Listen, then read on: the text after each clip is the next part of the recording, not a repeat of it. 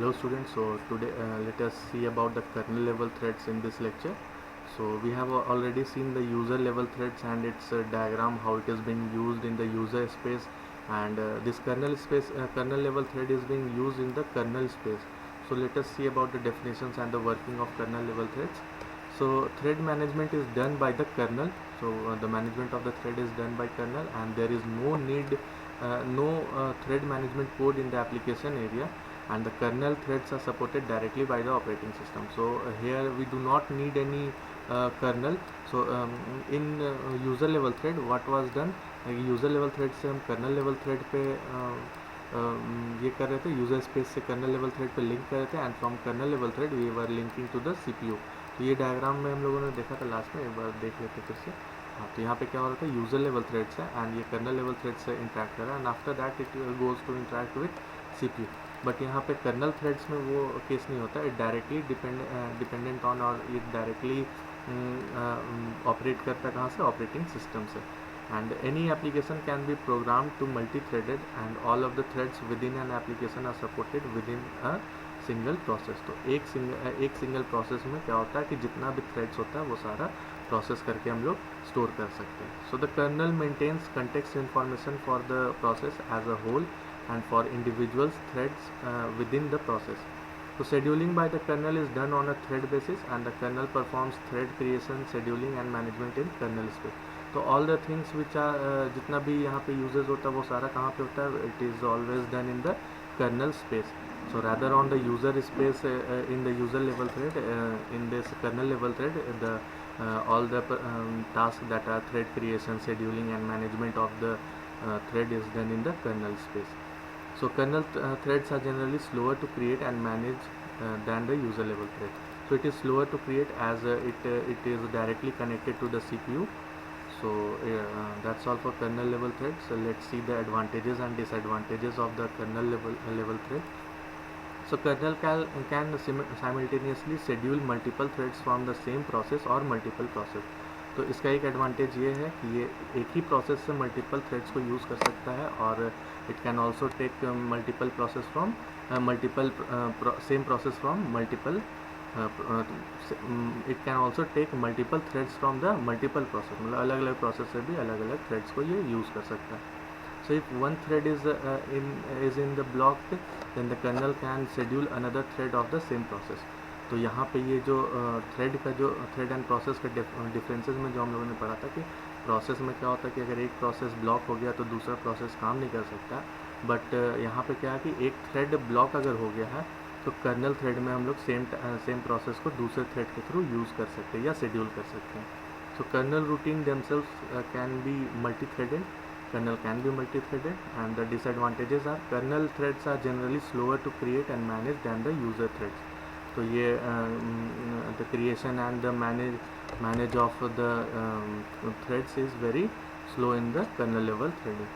So and the last disadvantage is that the transfer of control from one thread to another within the same process requires a mode switch to the kernel. तो mode switch क्या होता है कि जब भी हम लोग को एक थ्रेड से दूसरे थ्रेड पे स्विच करना है तो we have to change the mode, जिसको हम बोलते हैं एक्सेस प्रिविलेज मोड. की अभी हम अगर रीड स्टेट पे हैं तो अगले वाले कर्नल पे हमको राइट स्टेट पे जाना है या रीड स्टेट में जाना है.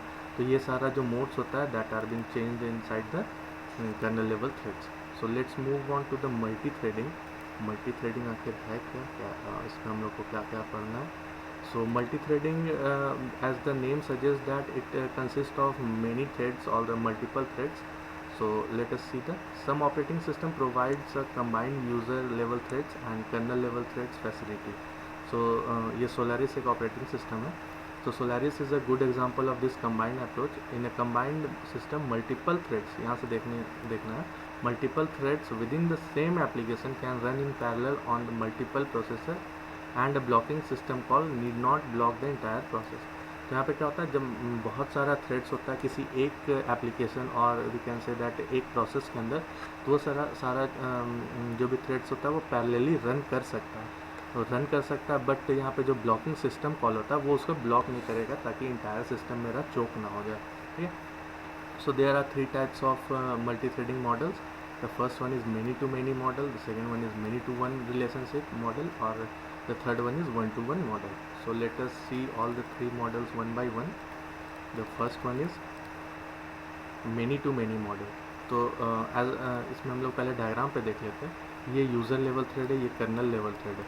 तो यहाँ पे many processes from user level thread can interact with multiple number of threads in the kernel level space. तो इसको क्या होता है कि जब बहुत सारा यूज़र लेवल में जो थ्रेड्स होता है वो multiple number of kernel level threads में जब अटैच्ड होता है और रिलेशनशिप इस्टेब्लिश होता है तो ये होता है many to many model. So let us see the many to many model multiplexes any number of user threads. Any number मतलब बहुत सारा number of user thread on to an equal और smaller number of kernel threads. तो ये भी जो रहेगा वो जितना भी यहाँ पे यूज़र थ्रेड्स है उससे इक्वल या उससे smaller number of kernel thread से लिंक्ड होता है. And the following diagram shows the many-to-many threading model where 6 user threads are multiplexing with 6 kernel threads.